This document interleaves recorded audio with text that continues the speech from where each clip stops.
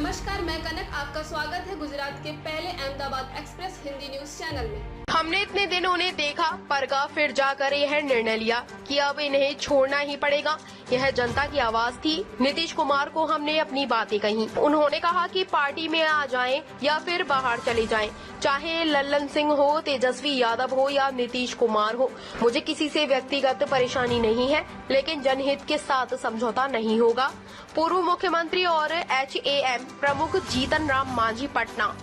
अब हमने कहा था कि 5 एकड़ जमीन रखने वाले किसानों को बिजली हम माफ कर देंगे, इन्होंने आज तक नहीं किया। तो किसान लोग हमसे कहता है कि तो क्यों नीतीश कुमार के साथ आप लगे हुए हैं। तो हम लोग इतना दिन उनको देखा, परखा कि भाई क्या करते हैं। तो इसी प्रकार से शेड्यूल कास्ट का भी मामला है, कहने में समय लगेगा, लेकिन सच्चाई यही है कि जिन बातों को हम इम्प्लीमेंट करना चाहते थे, जिससे बिहार का भविष्य बदल जाता, उन बातों को कहते रहे और इन्होंने उस पर ध्यान नहीं दिया। अंतिम बात ये कहना चाहते हैं कि आज बालू नीति और शराब नीति के चलते बिहार के फाइनेंस को एकदम इन्होंने चौपट कर दिया और हमारे गरीब तबके के लोग इसमें ज़्यादा इम्प्लीकेटेड हो रहे हैं। बार बार अखबारों में भी बोल देते थे, हम असेंबली में भी बोले हैं, लेकिन इन पर कोई ध्यान नहीं। तो लोग यही कहता था कि तो काहे अटके हुए हैं, छोड़िए ना उनको, ये जनता की आवाज़ थी।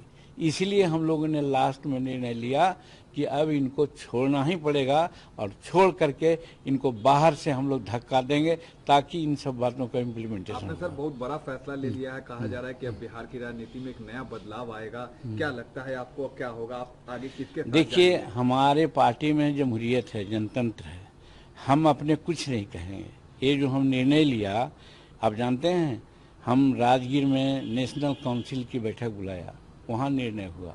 उसके बाद हम सारे विधायक मिल करके नीतीश कुमार को कहा ऐसी ऐसी बात है, आप इसको जरा देखिए, नहीं तो फिर हम लोगों के सामने दिक्कत होगी। उन्होंने नहीं माना और कह दिया सीधे कि भाई आप पार्टी में आ जाओ और नहीं तो बाहर चले जाओ। तो फिर हम कोर कमेटी की बैठक बुलाया। कोर कमेटी की बैठक में सारे लोगों ने कहा कि नहीं, एकदम हम लोगों को बाहर जाना ही उचित है। तब फिर हम लोगों ने ये निर्णय लिया।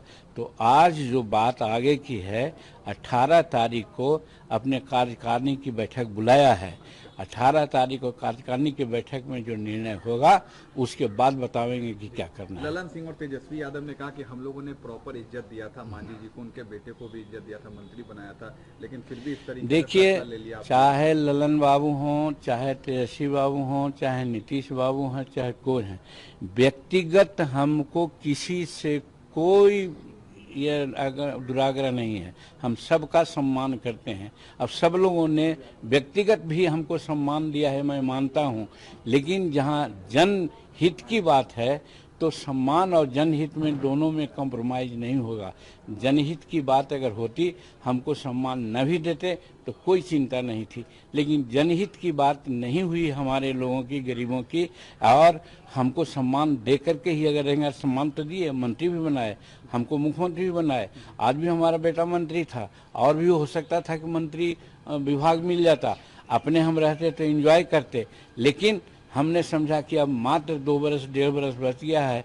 हम 2025 में जनता को, हम अपने वोटरों को क्या बात करेंगे। देखते हैं मगध में और मुंगेर में जब हम घूमने लगे तो हजारों हजार की संख्या में हमको लोग फॉलो करता था। 10-10 किलोमीटर हमारे संतोष के पीछे लोग जाता था, आता था। तो उन लोगों की एक आशा है, उनके आशा पर एक तरह से कुठाराघात हो रहा था, जो हम लोग बर्दाश्त नहीं कर सकते। इसलिए हम लोग ने ऐसा निर्णय लिया। जो मंत्री बनने जा रहे उन्होंने। चलिए, आज की खबरों में बस इतना ही। देश दुनिया की ताजा खबरों के लिए जुड़े रहिए गुजरात का पहला Hindi news channel Ahmedabad express के साथ। नमस्कार।